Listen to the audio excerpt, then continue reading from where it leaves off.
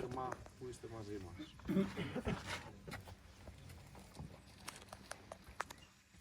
Καλησπέρα, παιδιά.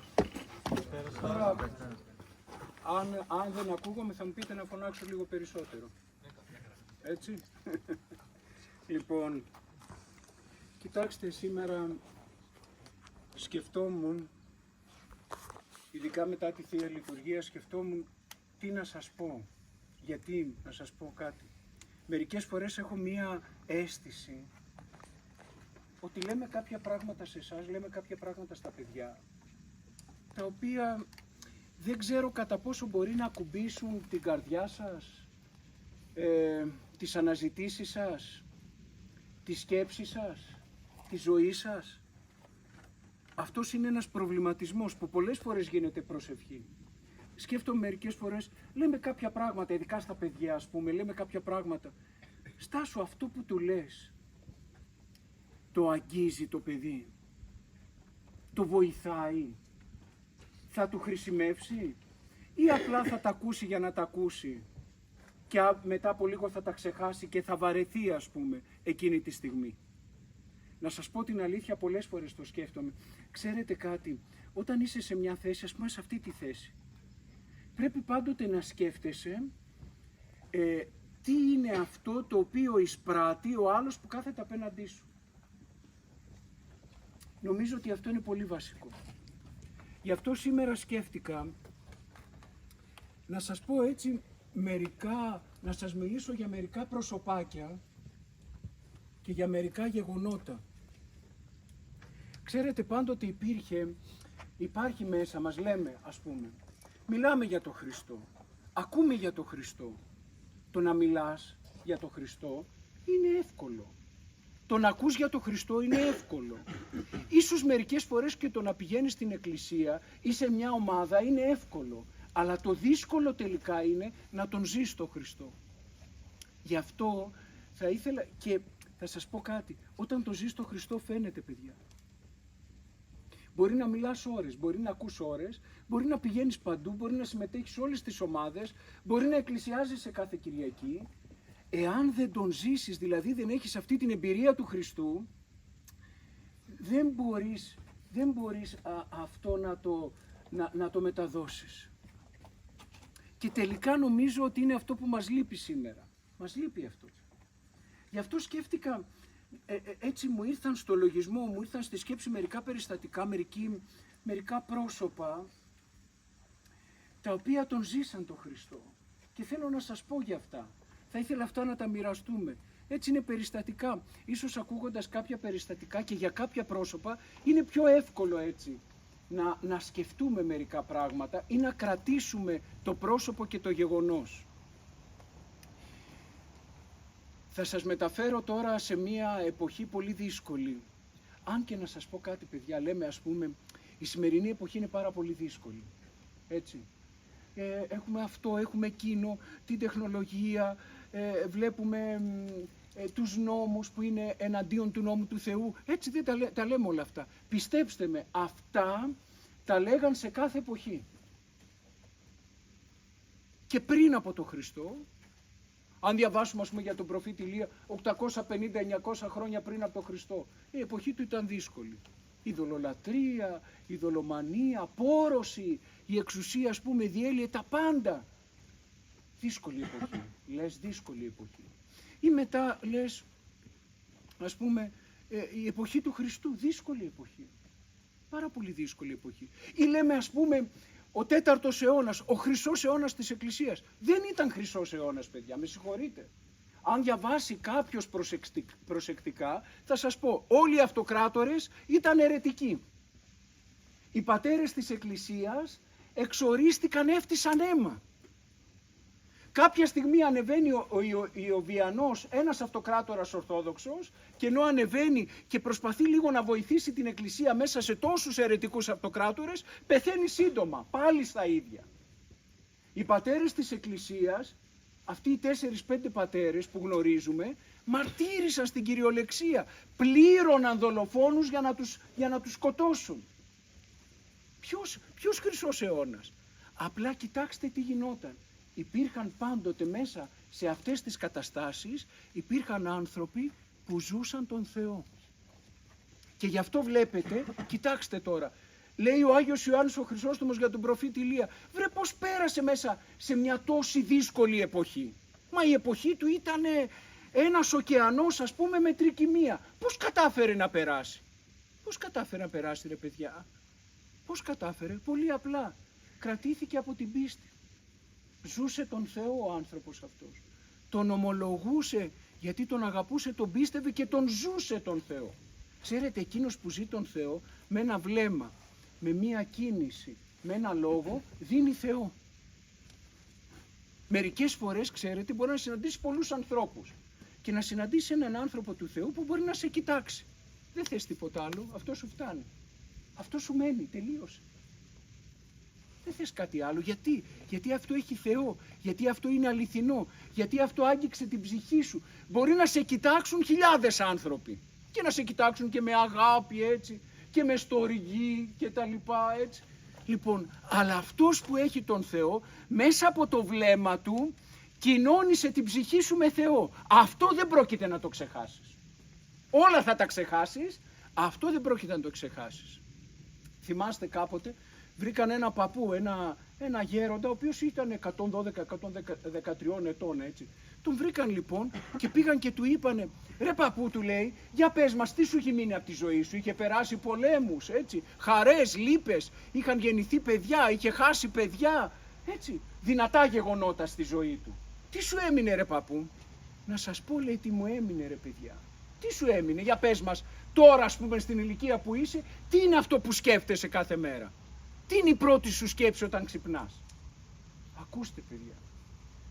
Εμένα αυτό που μου έμεινε ήταν όταν από το χωριό μου πέρναγε ο Άγιος Κοσμάς ο Αιτωλός και με πήρε η γιαγιά μου και η μάνα μου από το χέρι και με πήγαν και του φίλησα το χέρι του.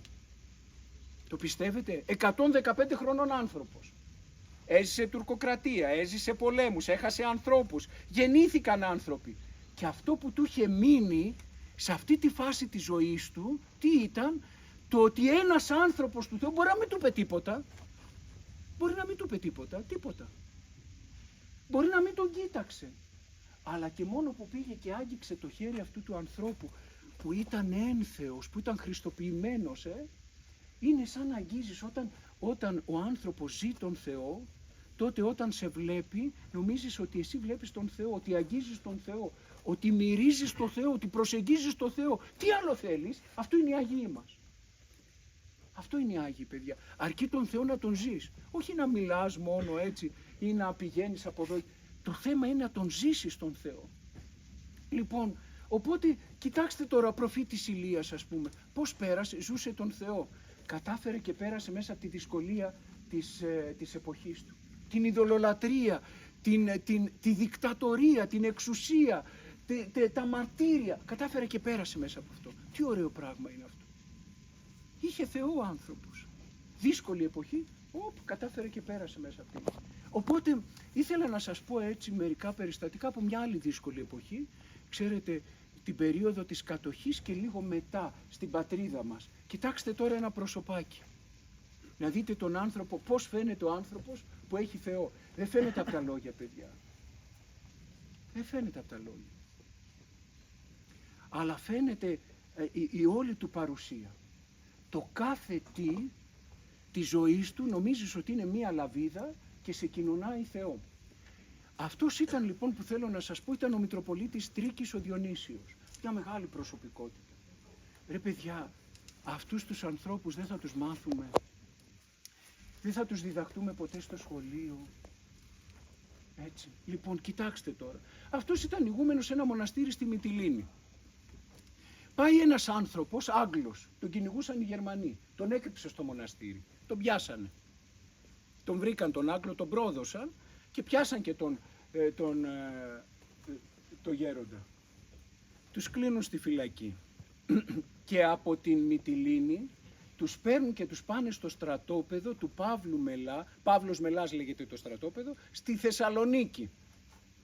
Λοιπόν, εκεί πέσαν όλοι. Ο νομάρχης Θεσσαλονίκης, ο νομάρχης Μυτιλήνης, ο δεσπότης της Θεσσαλονίκης, ο δεσπότης της Μυτιλήνης. Πέσαν όλοι δήμαρχοι, ας πούμε, να σώσουν το γέροντα. Έτσι, τον πατέρα Διονύσιο. Μα είναι πολύτιμος, πρέπει να τον σώσουμε. Αν δεν τον πάρουμε, ή θα τον εκτελέσουν, ή θα τον στείλουν σε στρατόπεδο συγκέντρωσης και δεν πρόκειται να γυρίσει. Εκεί μέσα, νομίζετε η φυλακή, ας πούμε, τον φόβησε? Αυτό είναι ένα χαρακτηριστικό του ανθρώπου που ζει το Θεό. Δεν φοβάται. Δεν φοβάται. Γιατί ζώντας το Θεό έχεις την αγάπη. Ο Θεός είναι αγάπη, ο Θεός αγάπη εστί. Ζώντας τώρα το Θεό, κοιτάξτε τι λέει, η αγάπη έξω βάλει τον φόβο. Φαντάζεστε να ζούμε το Χριστό και να μην έχουμε κανέναν φόβο από αυτούς τους φόβους οι οποίοι κυριαρχούν στη ζωή μας και μας κατευθύνουν. Ξέρετε τι είμαστε στους φόβους? Μαριονέτα. Ο φόβος μας κάνει ό,τι θέλει. Μας πάει όπου θέλει και σκέψου τώρα να είσαι ελεύθερος από το φόβο. Αλλά πρέπει να ζεις αυτήν την αγάπη που ελευθερώνει τον άνθρωπο. Λοιπόν, δεν φοβήθηκε ο γέροντας μέσα στη φυλακή. Ποιος θα το σταματήσει? Ποιος? Οι Γερμανοί? Ο φόβος της εκτέλεσης, ο φόβος της εξορίας, του στρατοπέδου, ποιος θα τον σταματήσει? Μίλαγε για το Χριστό, λειτουργούσε όπως μπορούσε, λοιπόν, να ενθαρρύνει τους ανθρώπους, να τους εμψυχώνει τους ανθρώπους. Προσέξτε τώρα. Εκεί μέσα γνώρισε ένα δάσκαλο. Ούτε γι' αυτόν θα μάθουμε ποτέ, δυστυχώς. Ξέρετε, τον εκτέλεσαν το δάσκαλο, που είχε γράψει τη Διαθήκη του. Είχε γράψει τη Διαθήκη του άνθρωπος. Πού την είχε γράψει? Στην τελευταία σελίδα της Καινής Διαθήκης. Αυτό είναι σπουδαίο. Στην Διαθήκη που άφησε ο Θεός να γράψεις και τη δική σου τη Διαθήκη. Και τι έγραφε η Διαθήκη του? Δάσκαλος, Στην πατρίδα έδωσα τα παιδιά που τα έμαθα. Ελληνική γλώσσα, καθαρή ελληνική ιστορία και ορθόδοξη πίστη. Στη γυναίκα μου αφήνω τα 2 παιδιά μας και στα παιδιά μου αφήνω το Λόγο του Θεού. Αυτή είναι η Διαθήκη. Τι να γράψει μέσα? Το χωράφι από εδώ μέχρι εκεί ή το σπίτι από εδώ μέχρι εκεί? Αυτά είναι εύκολα πράγματα. Μπορείς όμως σαν Διαθήκη σου να αφήσεις αυτό που πραγματικά έζησες. Αυτό είναι κληρονομιά. Λοιπόν, τέλος πάντων, πέφτουν λοιπόν όλοι να σώσουν τον πατέρα Διονύσιο. Οπότε τα κατάφεραν. Τι κάνανε? Πείσαν τον διοικητή να τον ελευθερώσει. Πηγαίνει ο διοικητής, τώρα ο πατήρ Διονύσιος, παιδιά, ζούσε σε ένα θάλαμο με 150 ανθρώπους που ήταν βασανισμένοι, ματωμένοι, πληγωμένοι, πεινασμένοι. Για σκεφτείτε. Λοιπόν, και πάει εκεί ο διοικητής της φυλακής, του λέει, «Πάτερ, είσαι ελεύθερος». Προσέξτε, παιδιά, να δείτε τον άνθρωπο που ζει το Χριστό. Ελεύθερος, ναι. Μόνο εγώ ή όλοι? Λέει, μόνο εσείς. Τέτοια ελευθερία δεν τη θέλω. Εγώ θα μείνω εδώ με τα παιδιά. Θα πας, ή θα σε εκτελέσουν, ή θα πας σε στρατόπεδο που το βέβαιο είναι ότι θα πεθάνεις. Σήκω τώρα που μπορείς να φύγεις, να τον παρακαλούν γονατιστή. Νομάρχες, δήμαρχοι, δεσποτάδες. Σήκω τώρα να φύγεις, τώρα που είναι η ευκαιρία. Θα φύγουμε όλοι ή μόνος? Μόνος. Μόνος δεν φεύγει.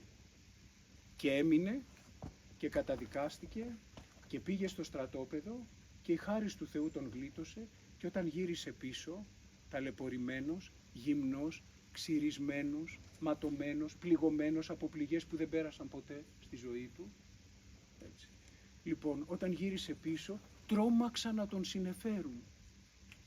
Αλλά αυτός, παιδιά, είναι ο άνθρωπος του Θεού. Είναι ο άνθρωπος που ένιωσε, ζώντας τον Χριστό, κατάλαβε και ένιωσε και πίστεψε και έζησε ότι ο άλλος ο άνθρωπος είναι κομμάτι του. Δεν είναι ξένος. Αυτός ζει τον Χριστό. Έζησε τον Χριστό. Και γι' αυτό συνεχίζει να ζει. Καταλάβατε. Να πάμε σε ένα άλλο περιστατικό. Κοιτάξτε τώρα. Γερμανική κατοχή. Εμφανίζεται στην Πάρο ένα υποβρύχιο αγγλικό. το μαθαίνουν οι Γερμανοί, μαζεύουν 160 παιδιά από 16 έως 60 ετών για να τους εκτελέσουν. Λοιπόν, στην Πάρο ζούσε ο γέροντας Φιλόθεος ο Ζερβάκος, άνθρωπος του Θεού. Και κάποια στιγμή λέει, γέροντα, θα μαυροντηθεί όλο το νησί. Όχι ο Θεός, να έχουμε ελπίδα στο Θεό. Λοιπόν, καλεί το Γερμανό διοικητή, του κάνει το τραπέζι. Αυτός τάχασε, όπως είδε το μοναστήρι, τους πατέρες, το γέροντα.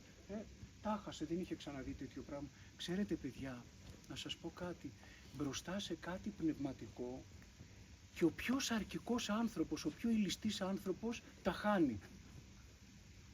Οπότε όταν είδε το γέροντα τάχασε, οπότε πάει και του λέει, γέροντα, ό,τι θέλεις. Σου δίνω ό,τι θέλεις. Θα σου κάνω ποια χάρη θέλεις. Του λέει, θέλω να ελευθερώσεις τα παιδιά. Αυτό δεν γίνεται, ζήτα μου άλλη χάρη. Εντάξει, του λέει. Η άλλη χάρη. Θα βγάλεις ένα από τα παιδιά και θα βάλεις εμένα στη θέση του. Ο Γερμανός πάγωσε. Δεν είχε ξανασυναντήσει άνθρωπο του Θεού που ήξερε να σταυρώνεται, να ταπεινώνεται και κυρίως να θυσιάζεται. Δεν είχε συναντήσει. Και λέει, τι, θα βγάλεις ένα από τα παιδιά και θα βάλεις εμένα. Λέει, μα θα τους σκοτώσω. Ωραία, θα βγάλεις ένα από τα παιδιά και θα βάλεις εμένα στη θέση. Αυτό θα κάνεις. Οπότε ο Γερμανός τάχασε, παιδιά, ξέρετε κάτι, η μεγαλύτερη δύναμη που υπάρχει σε αυτόν τον κόσμο, όσο και αν μας φαίνεται περίεργο, είναι αυτή η αγάπη του Θεού.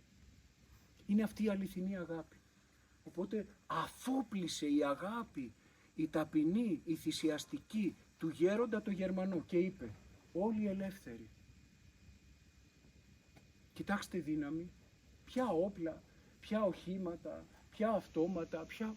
τίποτα μπροστά σε αυτή την αγάπη. Αλλά ο γέροντας το ζούσε τον Χριστό. Πάμε σε άλλο περιστατικό στην ίδια περίοδο. Κωνσταντίνος Περίκος, τον έχει κάποιος ακούσει? Τον έχει? Τον ξέρετε? Σαν όνομα ναι. Είναι από τους μεγαλύτερους ήρωες που δεν θα σας τον μάθουν ποτέ στο σχολείο. Γιατί δεν συμφέρει. Γιατί ήταν ο άνθρωπος, ο ανένταχθος, ο πιστός, ο ορθόδοξος, ο οποίος δεν εντάχθηκε πουθενά και αγωνίστηκε για την ελευθερία της πατρίδας με καθαρά κίνητρα. Αυτοί δεν συμφέρουν. Και θα σας πω και το εξής. Κάποτε που στήσαν ένα άγαλμά του, πήγαν κάποιοι και το έριξαν. Δυστυχώς στο σχολείο δεν θα τον μάθετε. Γι' αυτό σήμερα έχουμε ανάγκη αυτό. Σήμερα, παιδιά, πρέπει να λειτουργήσει το κρυφό σχολείο. Το οποίο ό,τι και να σας λένε λειτουργούσε πάντοτε. Θα το δούμε στη συνέχεια. Λοιπόν, γίνεται ένα σαμποτάζ, τον προδίδουν, τον πιάνουν να τον καταδικάσουν. Μπαίνει στο δικαστήριο μέσα. Πού πάει το βλέμμα του κατευθείαν? Λέει, ήθελε να κρατηθεί από τι? Κοιτάξτε το πιστός άνθρωπος τώρα.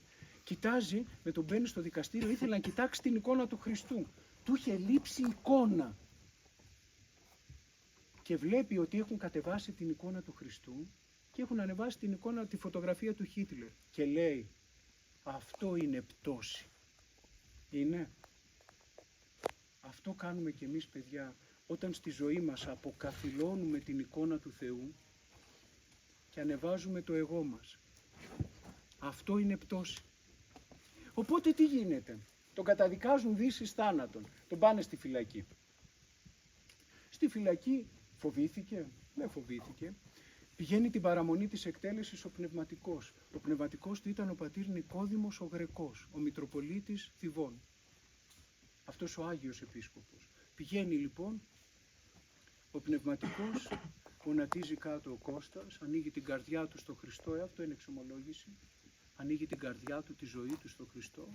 Λοιπόν, και μόλις εξομολογείται, σηκώνεται πάνω. Ακούστε πίστη, παιδιά, λέει στο γέροντα.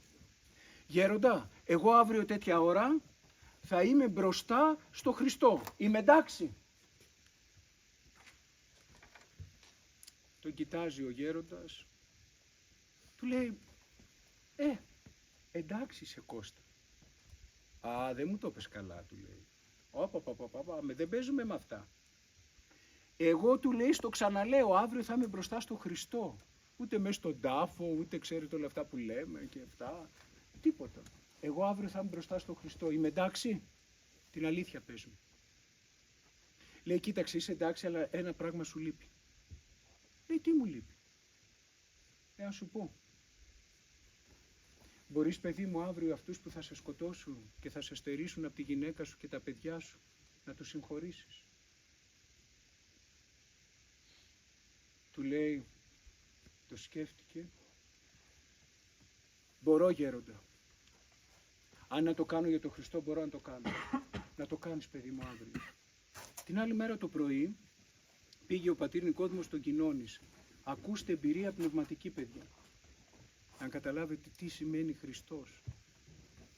Όταν τον ζούμε. Με το που κοινώνησε, τεινάχτηκε πάνω, περίμενε να τον σκοτώσουν, έτσι. Τεινάζεται πάνω και λέει, γέροντα, να σου πω κάτι. Τι είναι, παιδί μου? Ξέρεις, η πίκρα του θανάτου που περιμένω και είχα μέσα μου, την έσβησε η γλύκα του Χριστού. Εμπειρία πνευματική. Έτσι. Τον πάνε στο εκτελεστικό απόσπασμα. Τον συνόδεψε ο πατήρ Νικόδημος. Τον στείνουν στον τοίχο, οπότε βγαίνει μπροστά και τους λέει στους Γερμανούς, λέει, κοιτάξτε, εγώ σε ένα λεπτό θα είμαι στο Χριστό. Πρώτα σας συγχωρώ και πρώτα θα τον παρακαλέσω να γυρίσετε στα σπίτια σας και στις οικογένειές σας. Πρώτα θα τον παρακαλέσω για σας και μετά για τα παιδιά μου και τη γυναίκα μου. Οι Γερμανοί τα χάσανε. Τι κάνουν? Κατεβάζουν το όπλο, κάνουν ένα βήμα μπροστά και τον χαιρετούν αποδίδοντάς του τιμές στρατιωτικά. Η δύναμη της αγάπης, παιδιά. Και όταν μετά έπρεπε να τον σκοτώσουν, αυτοί δεν μπορούσαν. Οι σκληροτράχυλοι στρατιώτες δεν μπορούσαν να τον σκοτώσουν και φέραν άλλο απόσπασμα για να τον εκτελέσουν, τον Κώστα. Είδατε? Κοιτάξτε τώρα, ξέρεις τι είναι να συγχωρείς, να έχεις ήδη συγχωρήσει αυτόν που έχεις απέναντί σου και σε σκοτώνει. Και γι' αυτό όταν φτάσεις σε αυτό το ύψος, μπορείς να νιώσεις τη γλύκα του Χριστού που θα σβήσει κάθε πίκρα.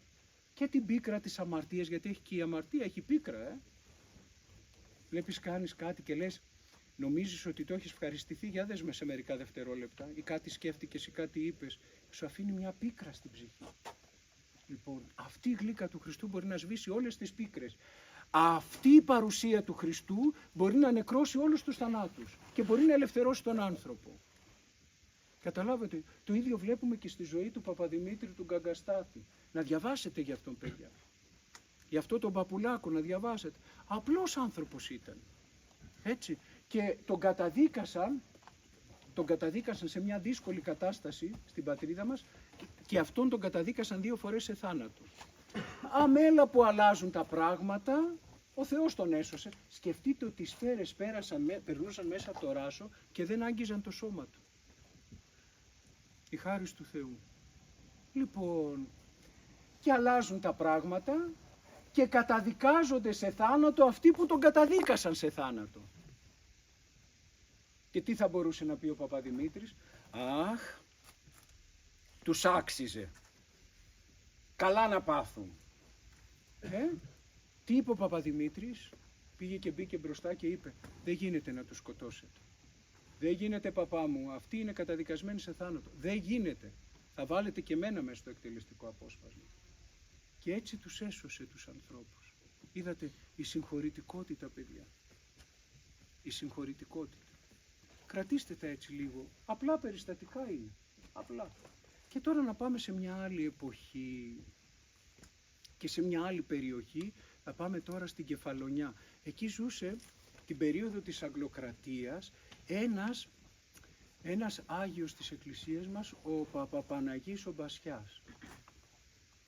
Ακούστε τώρα, παιδιά, κάτι εδώ. Αυτό στην εποχή εκείνη ήταν πανεπιστήμονας. Ξέρετε, ήξερε γράμματα πολλά, δηλαδή ήξερε άπτες στα αρχαία ελληνικά, λατινικά, γαλλικά, αγγλικά. Είχε σπουδάσει θεολογία, δηλαδή τον ζητούσαν αυτόν τον άνθρωπο στα μεγάλα πανεπιστήμια της Ευρώπης. Δεν δέχτηκε να πάει. Προσέξτε το αυτό λίγο. Γιατί λες μερικές φορές, μα εκεί ξέρεις, λέμε μερικές φορές, εκεί έχουν προϋποθέσεις, εκεί θα παίρνουμε πενταπλάσιο μισθό, εκεί θα κάνουμε αυτό, θα μας δώσουν εκείνο, θα μας δώσουν το άλλο. Ο Παπαπαναγής δεν δέχτηκε. Να μείνω στον τόπο μου, να μείνω στην πατρίδα μου, να μείνω εδώ στα παιδιά που έχουν ανάγκη. Προσέξτε. Εκεί λοιπόν, λεπτομέρεια τώρα, αλλά κάνει τη διαφορά. Εκεί λοιπόν, παιδιά, τον προσλαμβάνει η αγγλική κυβέρνηση ως δάσκαλο και του δίνει ένα καλό μισθό. Παίρναγε μια χαρά. Πάει στο σχολείο, πάει να μιλήσει για ορθόδοξη πίστη. Του λένε οι Άγγλοι, δεν έχει τέτοια εδώ πέρα, την ορθόδοξη πίστη ξέχνα την. Πάει να μιλήσει για ελληνική γλώσσα. Κοίταξε. Τώρα το θέμα είναι τα παιδιά να μάθουν αγγλικά. Μάλιστα. Πάει να μιλήσει για ιστορία. Κοίταξε. Το καλύτερο είναι να μάθουν για την ιστορία της Αγγλίας, η οποία είναι μια παγκόσμια, ας πούμε, δύναμη κτλ. Τους κοιτάζει ο Παπαπαναγής και λέει, μάλιστα, παρετούμε. Προσέξτε το. Ξέρετε τι σημαίνει αυτό για σήμερα? Όχι. Εγώ δηλητηριάζοντας τα μυαλά και τις καρδιές των παιδιών με ψέματα για να πληρώνομαι από σένα, δεν το κάνω. Ελεύθερος. Και εκεί, παιδιά, λειτουργήσε το Κρυφό Σχολείο. Αυτό που λένε σήμερα μύθος είναι η μεγαλύτερη ιστορική αλήθεια. Έχει λειτουργήσει πάρα πολλές φορές και θα συνεχίσει να λειτουργεί και σήμερα. Θα λειτουργεί το Κρυφό Σχολείο γιατί? Γιατί την αλήθεια δεν τη λένε. Γιατί η αλήθεια δεν τους συμφέρει.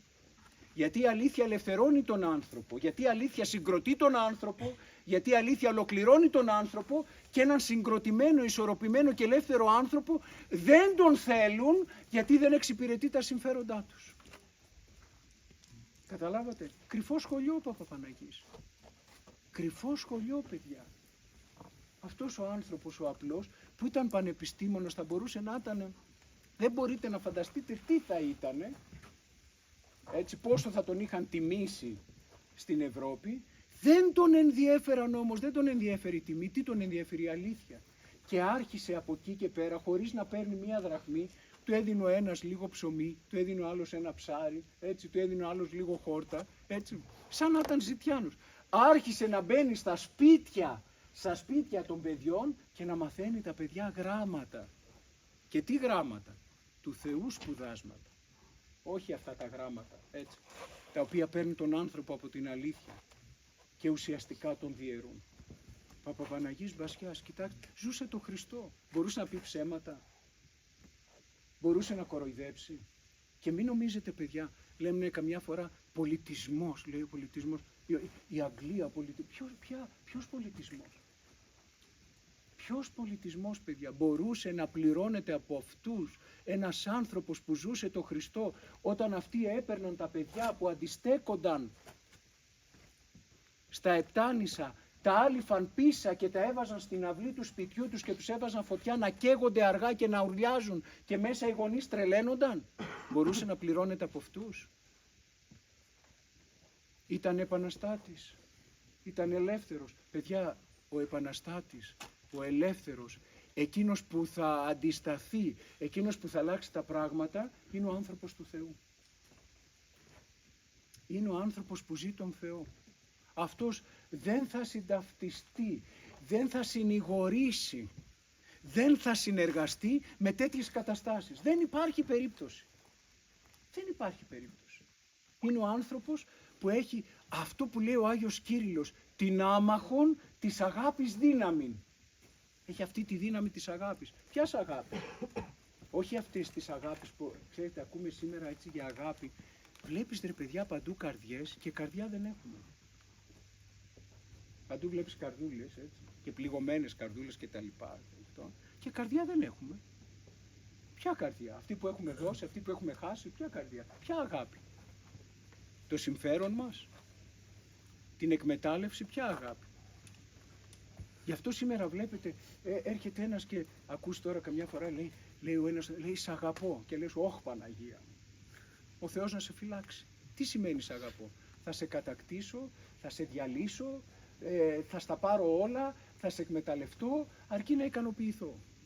Και αυτό το ονομάζουμε αγάπη σήμερα. Αυτό είναι αγάπη. Δεν είναι να θυσιαστείς, να ταπεινωθείς, να υπομείνεις, να σταθείς στην αλήθεια, να δώσεις τον άλλον την αλήθεια, να τον κρατήσεις, να τον παρηγορήσεις.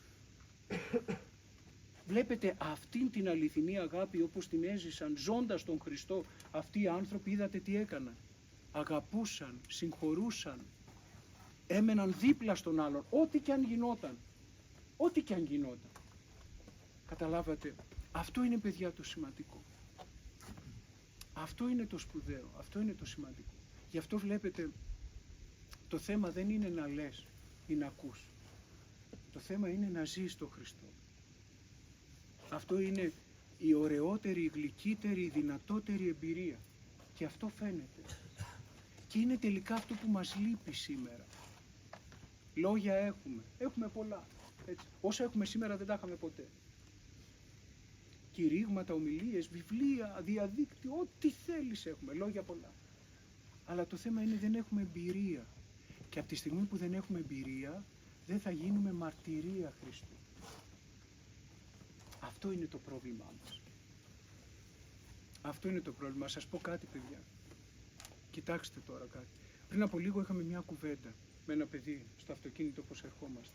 Είναι ένας άνθρωπος σήμερα, ο οποίος, να το δείτε από τα απλά πράγματα έτσι, δεν έχουμε μια λαχτάρα μέσα μας για τον Χριστό. Απλά πράγματα. Είναι ένας άνθρωπος τώρα, μας έλεγε ένα παιδί ο Λουκάς, μας έλεγε ένας άνθρωπος θέλει, λέει, να βαφτιστεί. Δεν είναι Ορθόδοξος. Και τι θα κάνει? Θα φύγει από την πόλη που μεγάλωσε, που είναι η δουλειά του, που είναι μια πόλη εκατομμυρίων ανθρώπων που του παρέχει τα πάντα, να μετακομίσει 300 χιλιόμετρα. Γιατί? Κάτι που δεν θα το κάναμε. Γιατί εκεί στην άλλη πόλη που είναι μικρότερη, που δεν έχει τα πάντα, στην άλλη πόλη όμως έχει εκκλησιά ορθόδοξη και παπά που λειτουργεί 2 φορές τη βδομάδα. Ποιος θα το έκανε? Ας σας πω το άλλο. Πόσο μακριά είναι ο λόγος, παιδιά, ανοίξαμε ποτέ το λόγο του Θεού? Όταν ακούμε στην εκκλησιά, να σας πω, στη Θεία Λειτουργία, παιδιά, στη Θεία Λειτουργία, είδατε πώς το λέει, ένας ωραίος στίχος, λέει, όλα όσα σκεφτόμουν και χρόνια να ζητούσα, σε συζητήσεις, σε σπουδές και μέσα στα βιβλία, τα βρήκα όλα έτσι απλά στη Θεία Λειτουργία. Τι σημαίνει αυτό? Γιατί τα βρήκα όλα? Γιατί η Θεία Λειτουργία είναι ο Χριστός. Πήρα μια φορά 2 λεξούλες από τη Θεία Λειτουργία, βλέπετε καθόμαστε, ξυνόμαστε, βαριόμαστε. Εντάξει, άνθρωποι είμαστε. 2 λέξεις να πάρω και να πω να τις ζήσω. Ζώντας 2 λέξεις θα ζήσω τον Χριστό. 2 λεξούλες. Για σκεφτείτε. Να πω, ας πούμε, ρε παιδί μου, άστα όλα τα υπόλοιπα. Να ζήσω, ας πούμε, με τα φόβου Θεού, πίστεως και αγάπης. Ειρήνη πάση. Άνος χώμεντας καρδίας. Αγαπήσομεν αλλήλους. Την ενότητα της πίστεως. 2 λέξεις να πάρω και να κοιτάξω να τις ζήσω και θα ζήσω με τις 2 αυτές λέξεις από τη στιγμή που Θεία Λειτουργία είναι ο Χριστός, θα ζήσω το Χριστό. Ή να ανοίξω, βλέπετε, σοφία ορθή ακούσομεν του Αγίου Ευαγγελίου. Γιατί το λέει αυτό? Γιατί να σηκωθώ? Γιατί εκείνη την ώρα δεν ανοίγει ένα βιβλίο, ανοίγει το στόμα του Χριστός.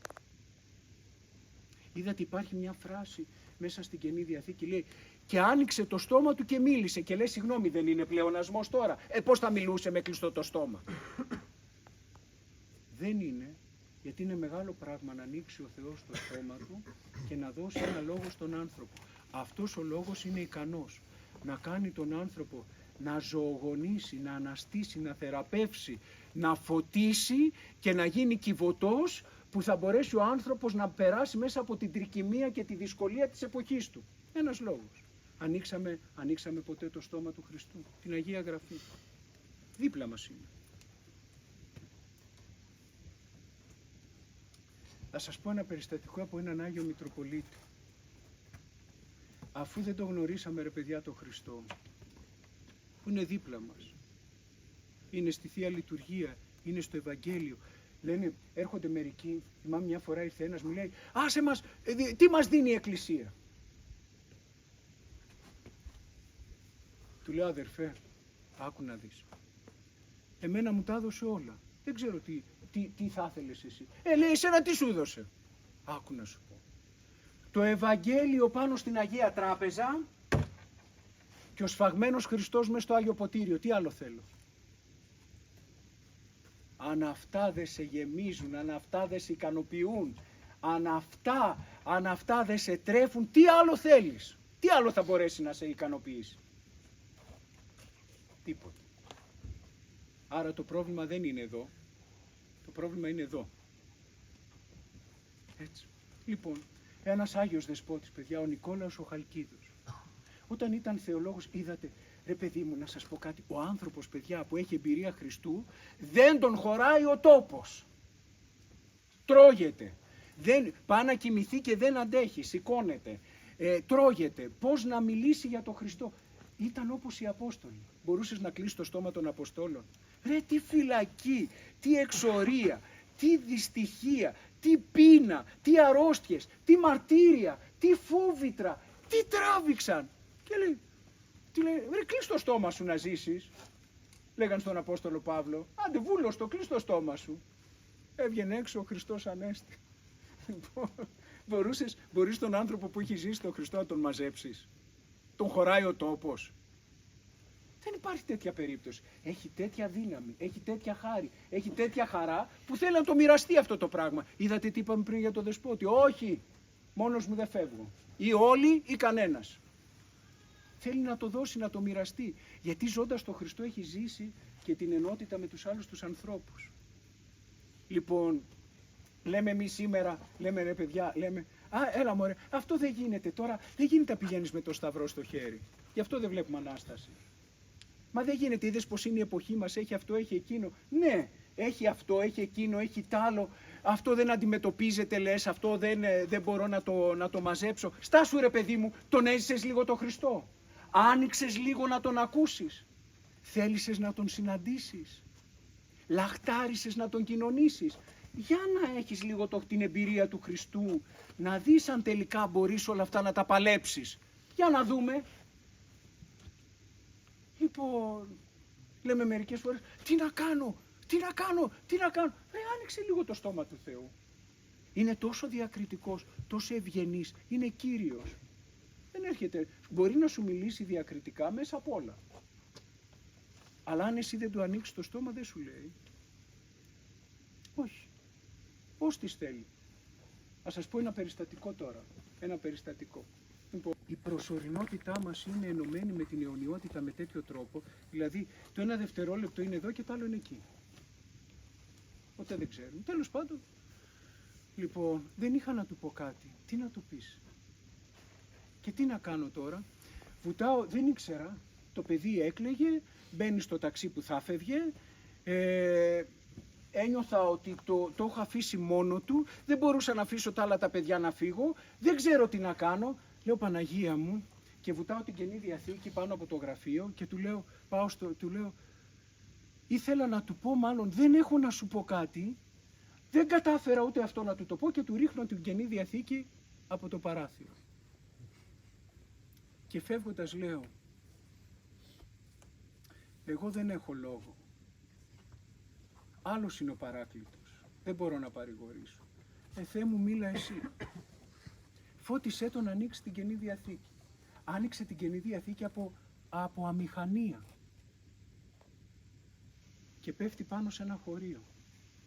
Είναι στο στίχο που λέει ο Χριστός στους μαθητές.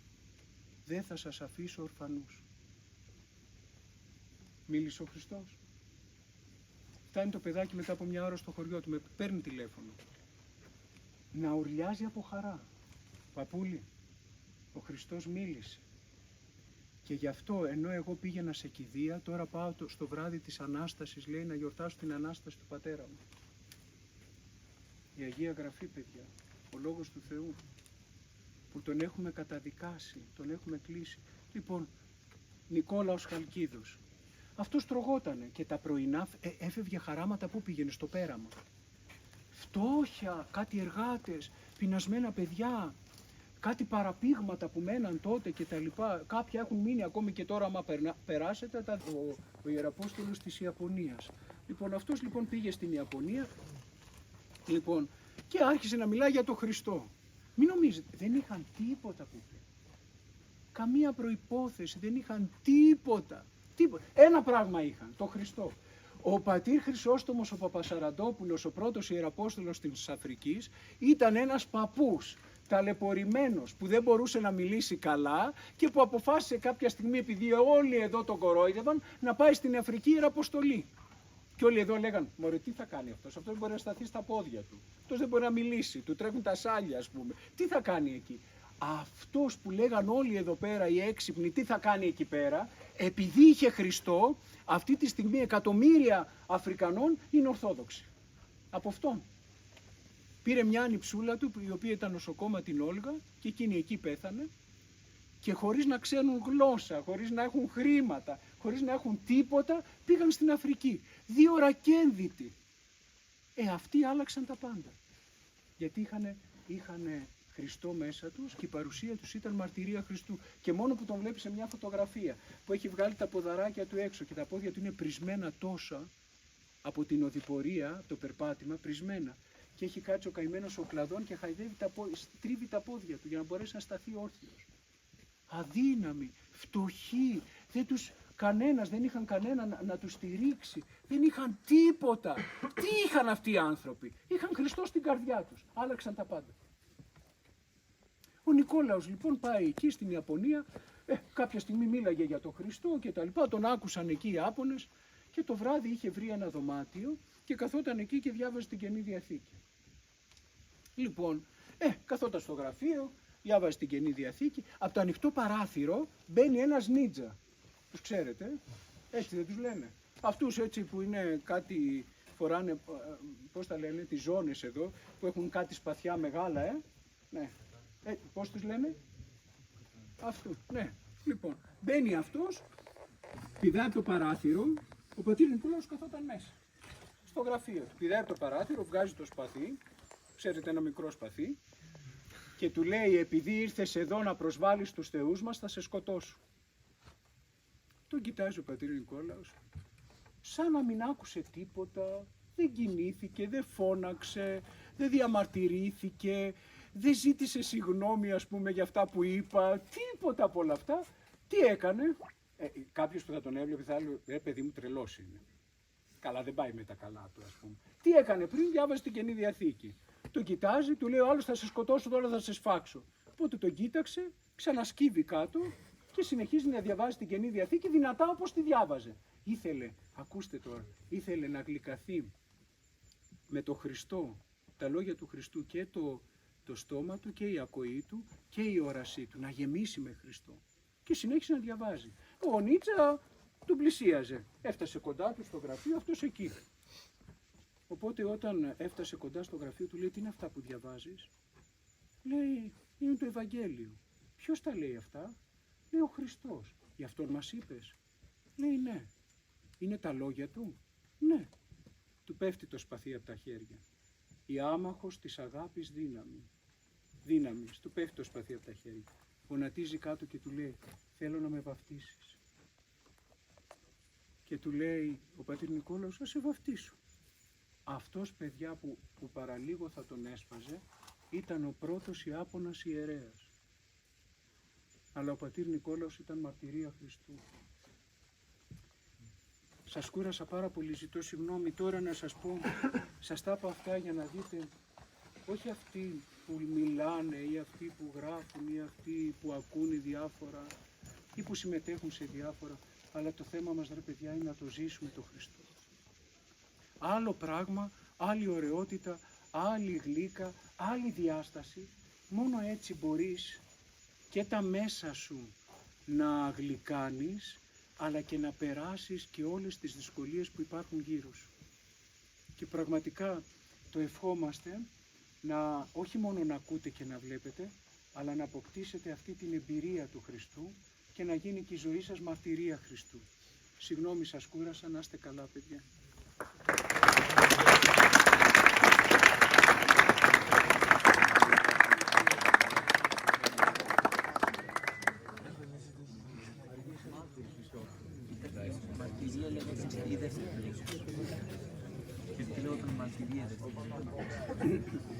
Ευχαριστούμε πάρα πολύ τον πατέρα Σπυρίδωνα. Νομίζω εκφράζω όλους για αυτή τη θερμή ευχαριστία για τα λόγια του. Πάντα έρχεται συνήθως. Νομίζω δεν σας έχω δει ποτέ με χαρτάκι και πάντα μιλάτε από στήθους και... με χαρτάκι τα μπερδεύω. Καλύτερα. Μας μιλάει έτσι πολύ ιδιωματικά και από όλα όσα έχει ζήσει και έχει διαβάσει, έχει ακούσει. Δηλαδή και ο ίδιος καταθέτει τη δική του εμπειρία κάθε φορά και γι' αυτό και μπορούμε να τον ακούμε για ώρες, μπορώ να πω. Μην δίνεις τώρα. Εντάξει, σας δίνω λίγο θάρρος ακόμα. Νομίζω ότι μετά από όλα όσα ακούσαμε ή όλα όσα ακούσαμε, τα παραδείγματα, οι περιπτώσεις αυτών των ανθρώπων οι οποίοι είχαν γευθεί τον Χριστό, είχαν ζήσει, είχαν βιώσει, είχαν την εμπειρία Χριστού και άρα ζούσαν και μετέδιδαν και στους άλλους έδιναν μια μαρτυρία Χριστού, νομίζω ότι μετά από όλα όσα ακούσαμε, το σύνθημα της φετινής κατασκηνωτικής μας περίοδου δεν θα μπορούσε να είναι άλλο από το μαρτυρία Χριστού, το οποίο...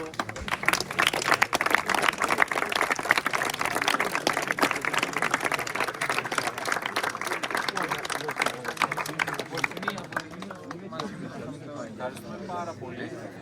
Όχι, σίγουρα δεν κουράστηκαν τα παιδιά. Δεν σας την να είστε καλά.